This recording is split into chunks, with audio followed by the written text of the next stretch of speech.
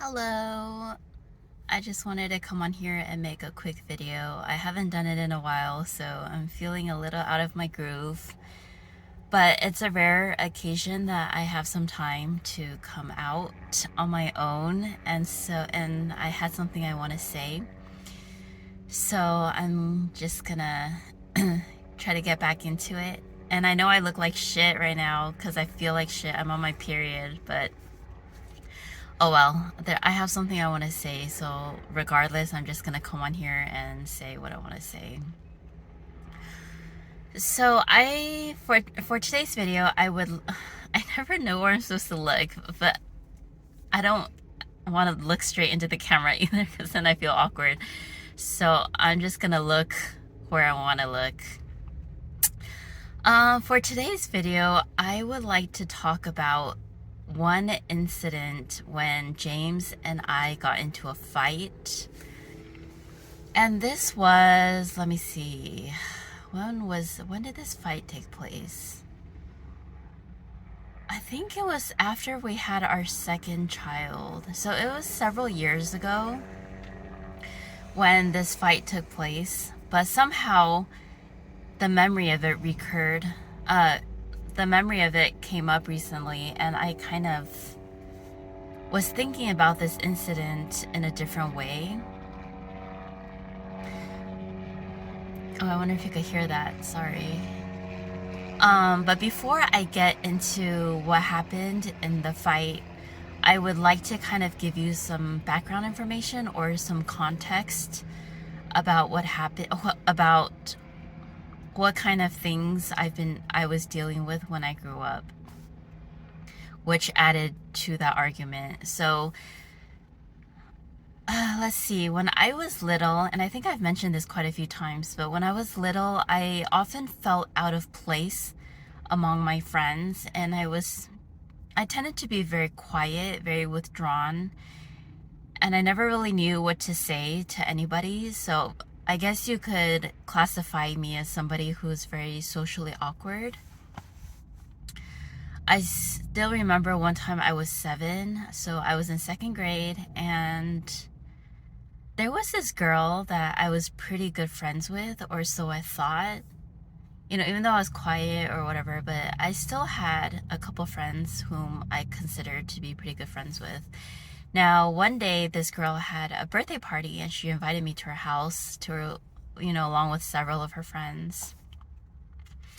And, given my nature, especially being in a group of other girls, I would feel even more withdrawn and more quiet. I would lose confidence even more in that kind of setting.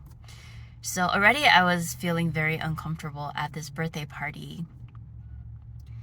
And what ended up happening towards the later part of the night was she all of a sudden said, okay, we're going to start doing this activity now.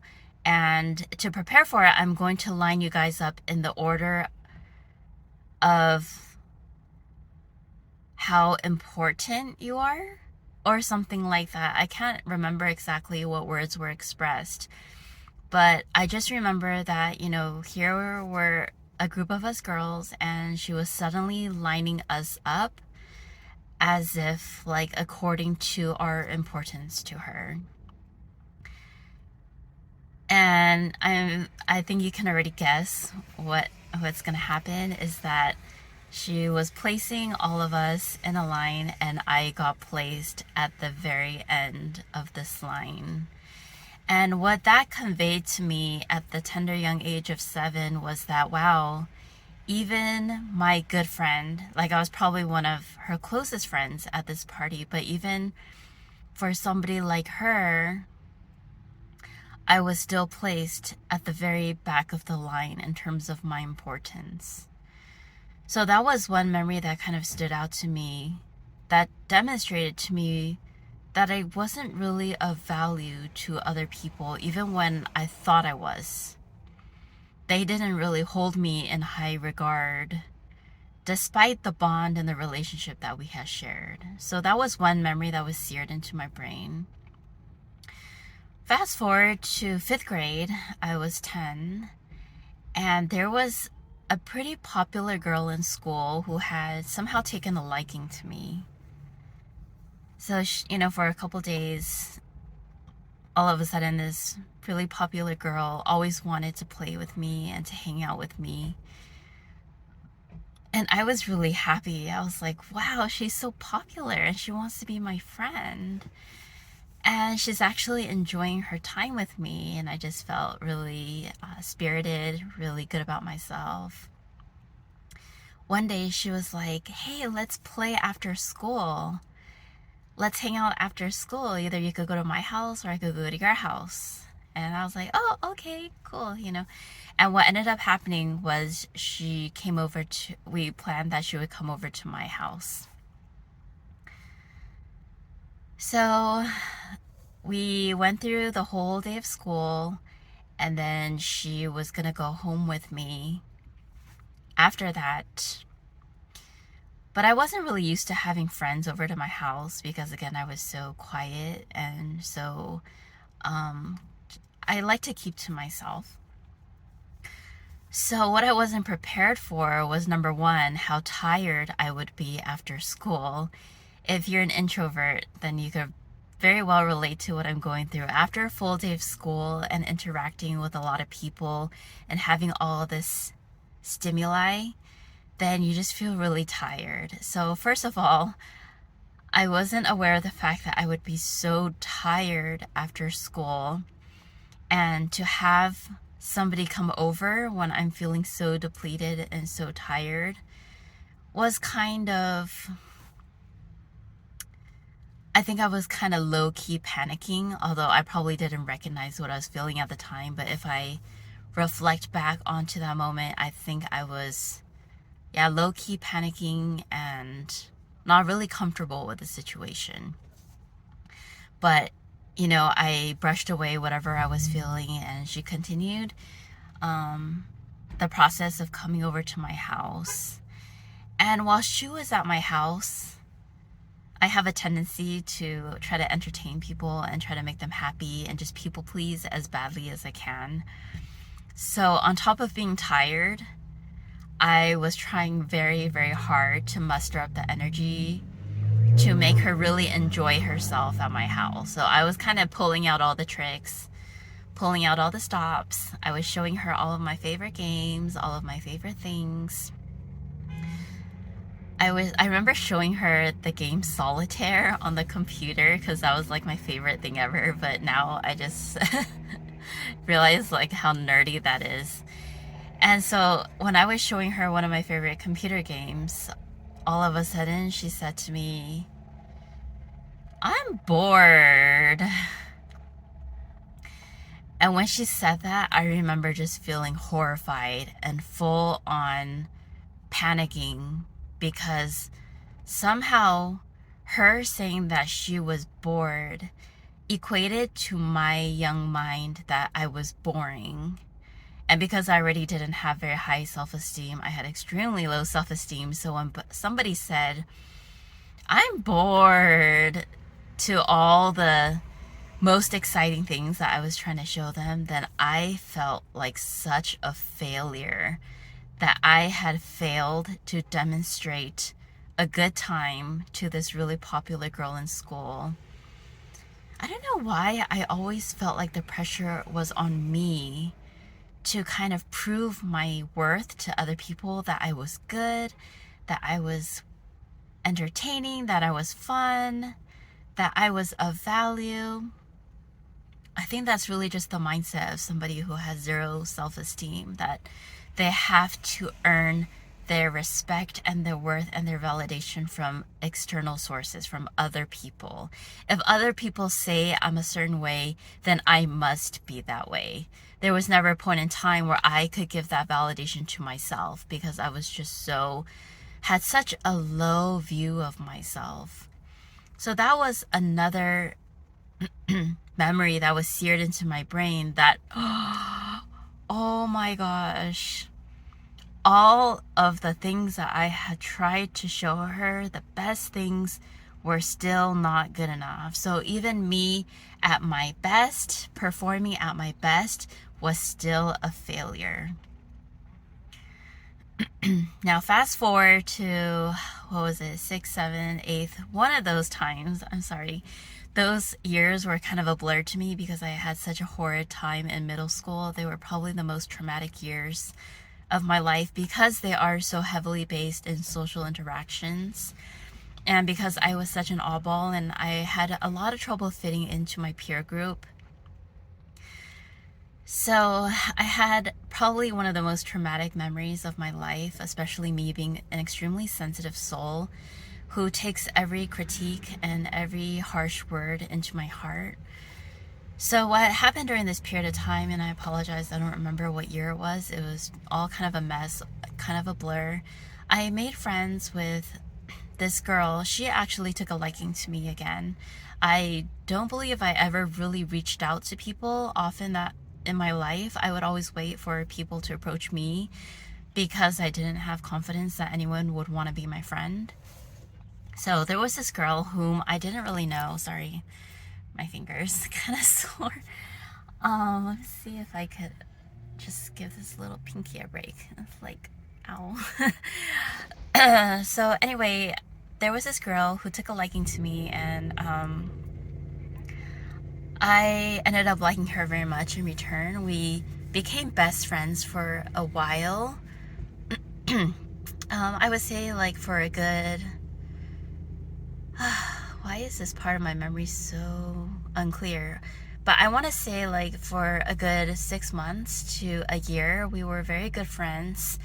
We hung out with each other a lot. We would talk on the phone, which I didn't actually like to do that much, but you know, I would force myself to talk on the phone, and we would walk to her house after school every day. We were both in track, and like so much of our lives were meshed together that I didn't really know myself apart from her anymore. Like we just always hung out. But at the same time, you know, I really liked her. I enjoyed her company. I thought she was funny. I thought she was charming and charismatic. But one day, out of nowhere, and I don't even know what happened, she flipped the switch. Where all of a sudden she was just extremely angry at me. She was really mad at me. And overnight I had suddenly become her enemy. To this day, I don't know what that trigger was to make her so mad at me. And I think that's part of why there was trauma, because I never understood what it was about me that upsetted her. So I just kind of digested it as she didn't like me overall as an entire person. So one day we went from being best friends to her treating me like a mortal enemy, and that on its own was extremely hurtful. I remember afterwards, first I was confused and I was baffled, and because I had very low respect for myself, I kept trying to approach her and be her friend again and to try to just make things right, even though I didn't even know what the issue was.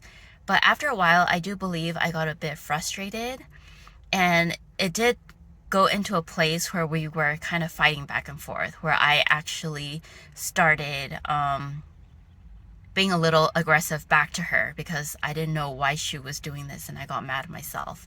So we were kind of going back and forth, fighting. I remember emailing her. I remember the mean emails and blah, blah, blah. It got kind of nasty at one point. Then this is where she,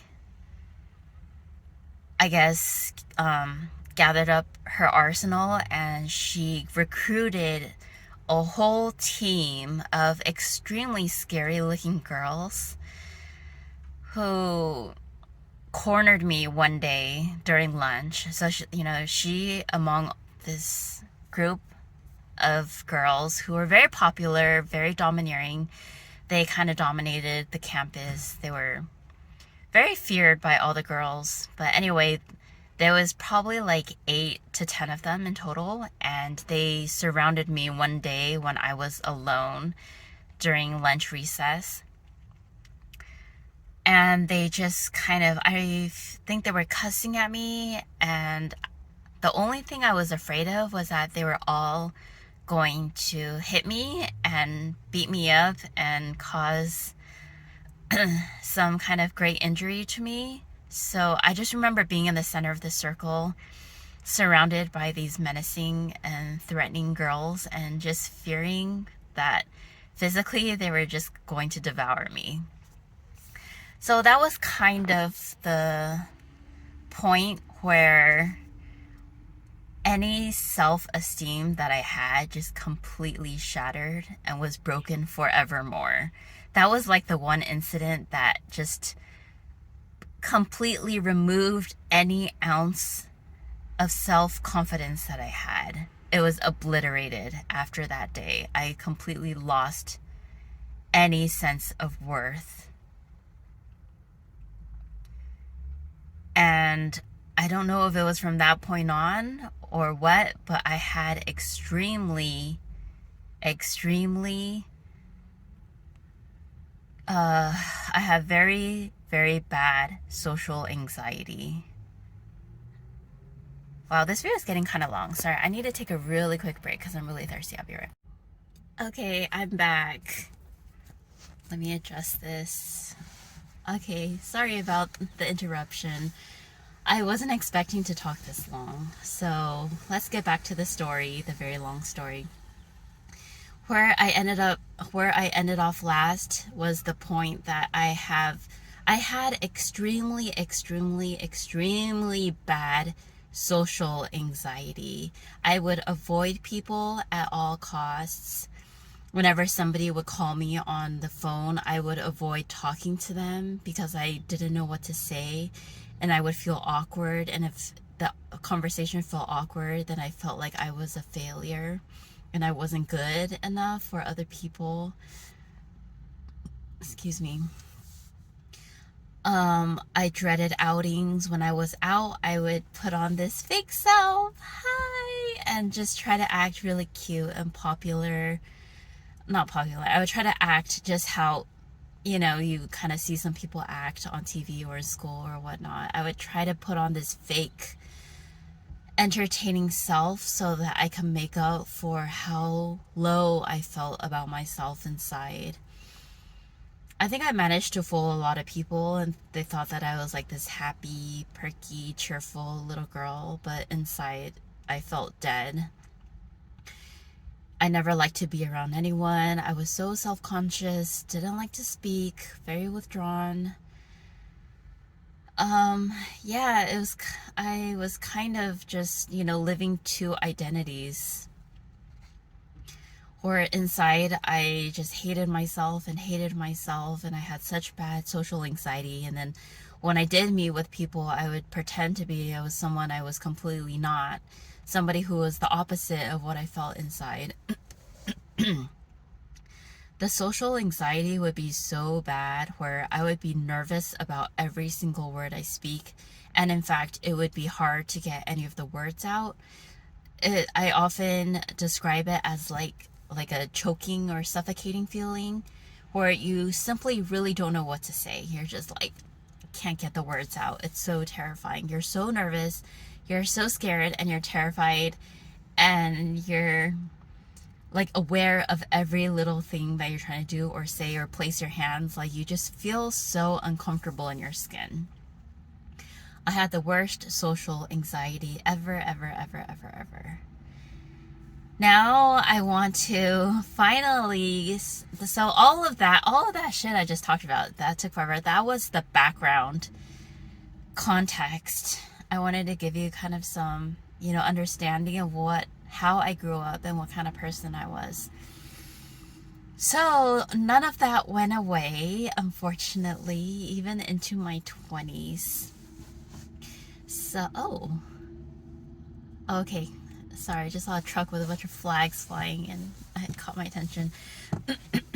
So fast forward to what I finally want to talk about, the fight that James and I had one time.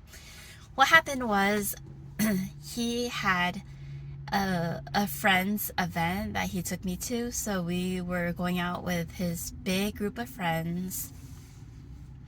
You can imagine how excited I am to be part of that, right? Not. I was kind of dreading this big event with his friends because of the terror and the fear that I had around social gatherings. So when we met with his friends, we were all at this restaurant. We had this giant table for all of his friends. It was really, really long. And as everyone was deciding where to sit down at this table, somehow James was kind of wanting to place me at the very end of the table. So I would be at the very end of the table, and then he would sit next to me. And he's very giant. He's really tall and kind of big. So when he wanted me to sit at the very end, and then he would sit next to me, where all the rest of the people were, and there was nobody in front of me, so I would just be on the corner kind of by myself. When he proposed this sitting arrangement, I really freaked out because somehow me being placed at that end of the table by myself without anyone around me, and then being blocked off by my husband to the rest of the table, that's how it felt to me. So I felt like I was being cast out physically from the group, and I was kind of trying to make him aware that, hey, can I sit on the inside of you because you're so big, so then you can kind of like shelter me into the group. He wasn't aware that I was going through all of this thinking inside my head. He didn't really know the extent of the trauma I had faced. And so, I was kind of pleading him with looks and with actions, like, can you please let me just sit on the inside of you? But that didn't make sense to him because his guy friend was sitting in the seat next to the two seats that were vacant. And so to him, it was like he should sit next to his friend versus me sitting next to his friend, which he thought was very weird. So, he kind of insisted, and so it was said that I was at the very end by myself, and then he sat next to me, and then his friend, and then the rest of the group. Now, I was really... that was a hard moment for me because it was just...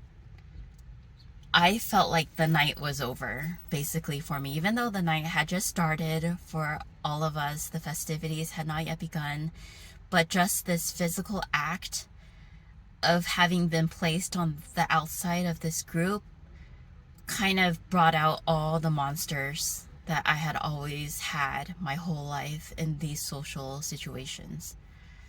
So all of my fear, all of my anxiety, everything that was bad came out, but I suppressed it, and I was just really depressed and really sad. And my husband was frustrated at me because he didn't understand why I was acting so difficult. And he argued later, this argument the argument didn't happen right then and there, although knowingly we were kind of both upset at each other. But later on, when we argued about it more, he was coming from the point of, why are you acting like this when this is a gathering for my friends? Like, if this is a gathering for my friends, you should be accommodating to the situation for me. Like, you're just my accomplice. You're my company. You're not the main focus. Like, these are my friends. I should be the main focus of this event. So he was coming from there. And I was coming in from the angle where I was just so pained, and all the past hurts of everything, all the social things were strung into this one seemingly insignificant event. So, I remember drinking a lot that night because I had to continue being out there with his friends in this extremely uncomfortable situation where I felt extremely bad about what was happening, and it was reminding me of all the pains from the past that I had not properly dealt with. So, you know, at this dinner party, a lot of bad things were just surfacing, and we were in the company of other people, so it couldn't be fully expressed. It was just a very, very stifling moment. Afterwards, when James and I had the time to be by ourselves, then that's when the argument kind of fully came out and we were full-fledged angry at each other. Yeah. But why the reason why I wanted to talk about this argument is because, yeah, on the surface, James had every right to be upset with me because it seemed like I was acting so uncooperative, and I was being so difficult when normal people would probably just accept where to sit and not make a big fuss or a big deal over it. So on the surface, it might seem like I'm acting really out of hand and I'm being such a bitch about the whole thing and I'm being so difficult and blah, blah, blah, blah, blah. For sure, like I could see that point of view because it's not normal. My reaction was not normal, right? But from an insider's point of view, I was just suffering from my trauma being relived, my really deep trauma being relived in a situation where I couldn't deal with it. I was basically experiencing a moment where I was in deeper pain. So, sorry. Getting kind of sore. Yeah. So what did I want to say? Okay, yeah. So from the surface, I totally understand that it seems I'm acting bitchy and difficult and that it should be all completely, totally my fault of what is happening. But what I want to say is that why was I acting difficult? Why was I being bitchy? Why was I being hard to deal with? And it's because there is a tremendous amount of trauma embedded in that topic. It's a wound. It's a sensitive spot. It's a soreness. And so, most of the time when I'm happy and I'm in a good mood, then during those times, I would probably be well equipped to deal with an argument or a fight. But in that moment, when I felt so pained and traumatized, and I was panicking, and yes, on the surface, it looked like I was being a bitch, but in reality, I was drowning. I was drowning in that moment of feeling like I was outcasted, because that is the most painful thing I've had to deal with in my life, is being outcasted by people, by never feeling outcasted and feeling like I never belong to a group, which is like one of the most painful things a human can go through, to feel like they're not good enough to be part of a group of people, a connection. So oftentimes what happens behind these arguments that take place is that somebody is actually very hurt. I can almost guess that every time there is an argument that breaks out, there is actually a cause behind the seemingly wrong behavior that is pain. Pain is the bottom line. Pain is what is present to cause this kind of disagreement. It's not usually just pure anger. What's usually hidden underneath the anger is trauma, pain, fear, insecurity, hurt. And that's a perfect example, because I was acting terribly, but why? Out of what? Out of fear, out of pain, out of trauma, out of the most painful thing I have ever been through in my life. That was what was causing me to act out. A lot of arguments in relationships are like that, where the root is pain, the root is suffering, the root is something that hurts, and the person did not know how to deal with that hurt. And they just lash out like I lashed out. Let me sit there. Why couldn't you just let me sit there? It's such a small thing. You're such a big person. You could like talk over me to your friend and that would make me feel included. Why couldn't you just do that? That was me complaining, right? But what was at the heart of that complaint? It was my tremendous pain and trauma from when I was a little kid. Now, everyone's pain and trauma is going to be different. I was very sensitive, so, it was a lot of little things that may not have affected other people really deeply affected me. And, that was, maybe I was lucky in the fact that that was the extent of my trauma, or at least one of my traumas. I'm sure a lot of other people go through things that are much worse. But for me, that was the pain point. That was the part I had a very hard time dealing with. And this varies from person to person. So the main point, I'm sorry, I made a huge circle and I added so many details and I don't even know who's still here listening. But the main point of all of this is that when there's an argument taking place, most likely one of the people in the argument is tremendously pained about the topic that is being brought up in the argument. Now, if you have it in your heart to discover exactly what it is that pained the other person that much, it would be really nice. It would just be really nice and so compassionate if you could take the time to put aside that angry moment, and to try to find out what is really the cause of this outburst.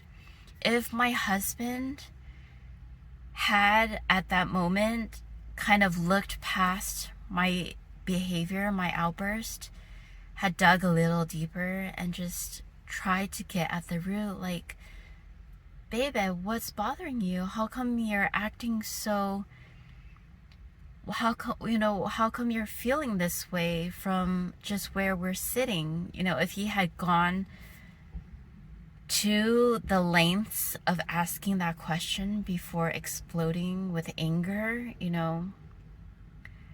that would have really helped. Because that was when my trauma was showing through and I was either too embarrassed, too prideful, or too used to just putting up a mask. Like, hey, let me sit there. Like, I need that. It didn't come out right.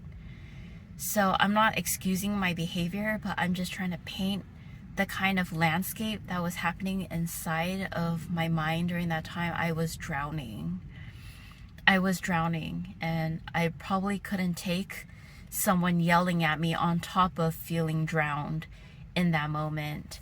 So if he had, and I know this is a lot to ask of anyone, but if he had gone to the next part, if he had just calmly just sat with me in my moment of panic and just questioned, why is this happening? And if we had a discussion surrounding my reaction, then I think the argument would have turned out a lot less differently and I would have been so appreciative. I would have been so appreciative of his understanding for my difficulty in that moment. And from that incident, I've actually learned a lot about how to deal with my own spouse when we're engaged in a conflict, where I've started to realize that usually there's more than meets the eye. If he is very upset over an incident that seems small and insignificant, most likely it is also linked to a lot of other things that he may be feeling, and it's very possible that there may be trauma involved or wounds that are still embedded in his being. So now going forward, I realize that whenever there's a fight, most likely someone's in pain. So look for what is causing the pain. What is the root? And with that thought in mind, it is a lot easier to have compassion and to proceed with the idea that there is pain and suffering involved, and to tread more gently instead of going in for a full-fledged fight. There is trauma, suffering, hurt, and wounds involved. So go forward with compassion instead of gearing up for a full-fledged fight.